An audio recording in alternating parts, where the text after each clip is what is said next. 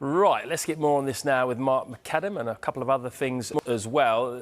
The main question most of my mates are asking me right now is how can Liverpool afford to sign Alexander Isak? Can you explain it to them and to everyone else watching, please? Well, we'll try and make it quite simple for people at home because it can be quite confusing the way PSR operates within the Premier League. You've seen clubs like Everton and Nottingham Forest suffer with points deductions because they haven't basically abided by the rules. And people are going, well, how come a club like Liverpool go and spend huge sums of cash and still fall within the rules? And ultimately, PSR is all about your permitted allowable losses. So for a side like Liverpool, who turn over £614 million in their last set of accounts, they can afford to spend a lot more than a club like Newcastle, who turned over £320 million in their last set of accounts. Look at this. This is the net spend on transfers since 2021-2022. This includes the last 9 transfer windows. So it is a lot of spending over the last few years in the Premier League. And you can see Chelsea right out in front with 852 million. But they're, again, a side that generate a lot of commercial income.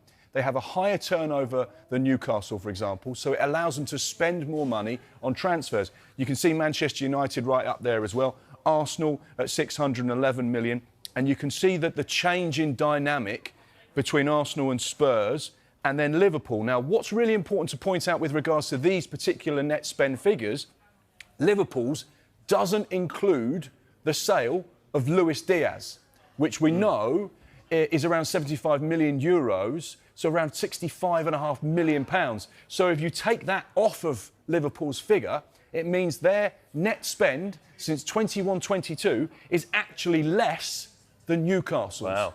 Now, the reason why it's less is because they're very well run. They're very clever with what they do in the transfer market. They recycle cash, which means they sell players, bring money in, and then reinvest that money into other players. They don't very often go and spend big in the transfer market. They always wait for the right type of player to become available. The likes of Virgil van Dijk, they spent big on him. Alisson the same.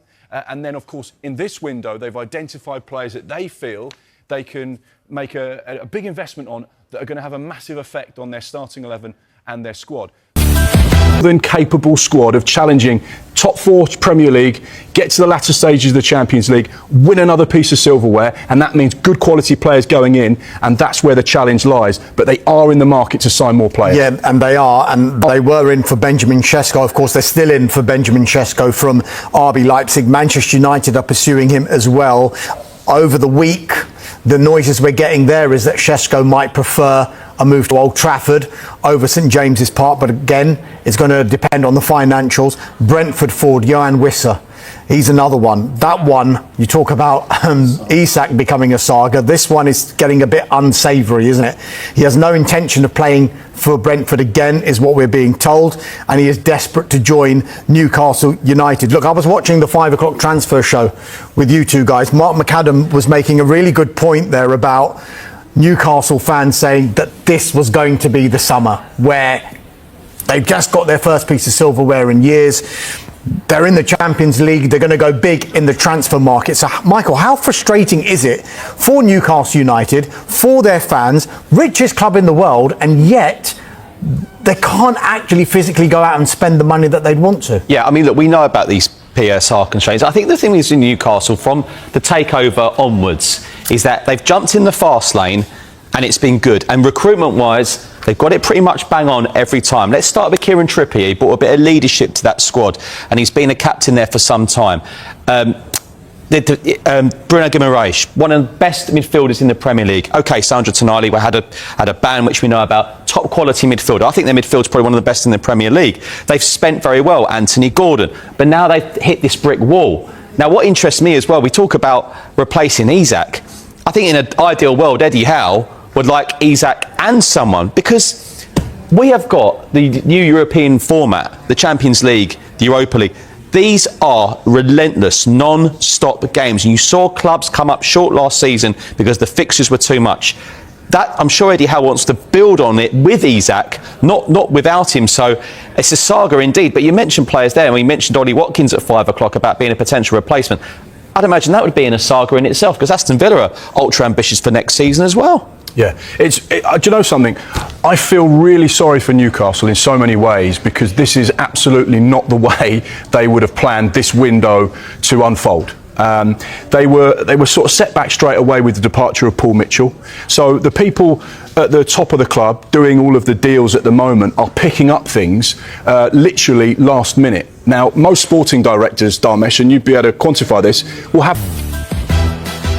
Liverpool make their move, but Newcastle United reject their opening offer worth over £110 million for Alexander Isak. The Premier League champions are gearing up to go again as Newcastle brace themselves for a second bid. Yeah, welcome along to the transfer show. The Isak story is fast becoming a saga. Mark McAdam and Michael Bridge are with me to bring you the very latest. Plus, we'll be joined in the studio by former Hull City Executive Chair Paul Duffy.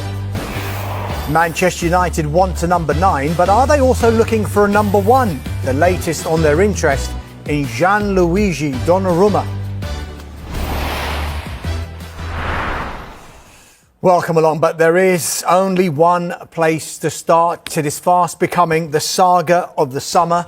His name, of course, is Alexander Isak. Mark McAdam, who is just getting his mic ready there, primed and ready. That's the worst start to a show I've ever had in my life. I did try and delay. Did you notice that? Yeah, I did notice that. Yeah. Sorry. It's my fault. Look, big day of developments. Start again. Big day of developments with Alexander Isak. Where do we stand right now? Newcastle fans, Liverpool fans, and breathe. It's been one of those days, and it feels like it's been one of those days every day for the last couple of weeks or so. More developments today, and significant developments as well. Not just interest, not informal offers, not communication between the two clubs. There has been an offer rejected by Newcastle from Liverpool for the striker Alexander Isak. It was worth, we understand, 110 million plus add-ons. So it was a significant starting point for any possible negotiation between the two clubs for a player that is very highly rated. Newcastle value him at £150 million. But where do we go from now? And it feels like with everything that's happened over the course of this summer, the noises that are being made from both sides of the fence, that this is something that will rumble on and on and on. At the minute, Eddie Howe is with his squad in Asia for their pre-season tour, whereas Alexander Isak, who didn't travel to Asia with the squad, is in Spain training at Real Sociedad, one of his former clubs, with his own team. And, you know, you have to look at this situation and think this automatically feels like a saga. You look at it and you think this is all a little bit